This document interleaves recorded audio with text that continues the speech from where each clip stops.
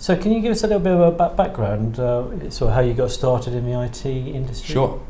So Gojimo is a revision app for secondary school students. So we have about 1 in 5 GCSE and A-level kids use the app on their iPhone or Android phone every year.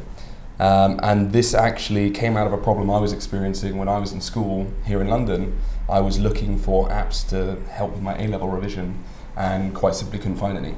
So I was unusually entrepreneurial at a young age, and I decided this was a great business opportunity. I recruited a bunch of my teachers to write quizzes for me, and I found a developer abroad to initially build the first kind of prototype that we launched in the App Store. That was 6 years ago now.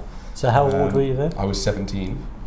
Yeah, I was very interested in technology, very interested in entrepreneurship, and that to me just seemed like a great and exciting idea. And that very first app we released did all right, and now it's been a 6-year journey to get to where we are today. Do you think that entrepreneurial spirit is something you're born with, or can it be nurtured? This is always a difficult question. I think it's probably a little bit of both. I mean, I certainly can't pinpoint when I really started to get interested in entrepreneurship. It's something I always remembered doing, whether it was kind of the lemonade stalls as a 5-year-old or selling sweets to my friends as a 10-year-old. But I do think it's definitely something that can be nurtured and worked with as well, and inspired in people. And it's something I like to do a lot of now, is go and talk to young people in schools and talk to students, and often it's about making them realise that entrepreneurship and founding and starting businesses is an option. I think with Dragon's Den and The Apprentice and stuff, we kind of look at these as huge challenges, and running a business is something that's scary and difficult, and actually it's incredible fun, and I mean, certainly I love it, and I think a lot of other kids do too. And when I talk to young people, the kind of consensus I tend to get back is that this is something they would be interested in doing but don't really consider as a serious, viable option. And so I think it's all just about proving that it is possible. You can start at a young age. You don't have to have experience.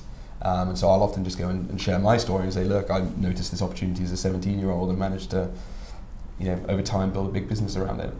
And I think it's that kind of thing that can then just give them the confidence to try things and take small risks and play with ideas, which is what entrepreneurship, especially in its earlier stages, is all about. So do you think the UK government's doing enough to kind of nurture entrepreneurship? Yeah, I mean, I think certainly when you get to the point of forming companies and starting businesses, there is quite a bit of government support there, and particularly in tech with Tech City, and there's great tax incentives for early stage investors, and we've certainly benefited from that. So a lot of our earliest investors were angel investors, just kind of high net worth individuals.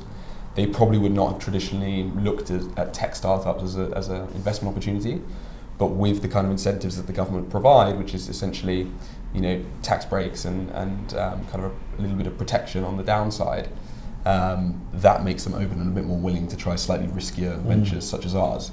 And so we've benefited from that. I know a lot of other startups do. These are schemes like EIS and SEIS. I think in the education piece, I think there is more that could be done in terms of inspiring and encouraging entrepreneurship in the classroom. I think one of the issues I see is that often teachers, being the people they are, often are kind of a bit negative towards business, and it's certainly perhaps even looked down on in terms of like kind of profiting from people or generating money is kind of deemed a bad thing by some teachers, and therefore you have kids in some schools who want to try things or want to start ventures or do just want to sell sweets to their friends or whatever it might be, and they kind of lack the support of their institution. And I think that's a bit of a problem. I think there are ways around that through formal schemes. Young Enterprise is one that a lot of schools participate in as kind of a national competition where kids start a business with support, with a kind of structure in place, and then almost compete with one another. But I think there is more that could be done kind of on that level and similar in kind of schemes to the Young Enterprise one. So who were your role models growing up? What's So I mean, growing up, it was almost cliched. I mean, the Richard Bransons of the world. I read his biography at a young age and just got very, very excited by the story. I think the Innocent Smoothie founders, their company kind of grew as I was growing as a teenager, and I kind of read a lot about them then, and subsequently they invested in the company, which was really exciting for me. So it was kind of the traditional entrepreneurs. I think now that I've been in the tech sector for a while, I'm really starting to appreciate the particularly the entrepreneurs kind of in the Bay Area and Silicon Valley who adopt these just huge visions.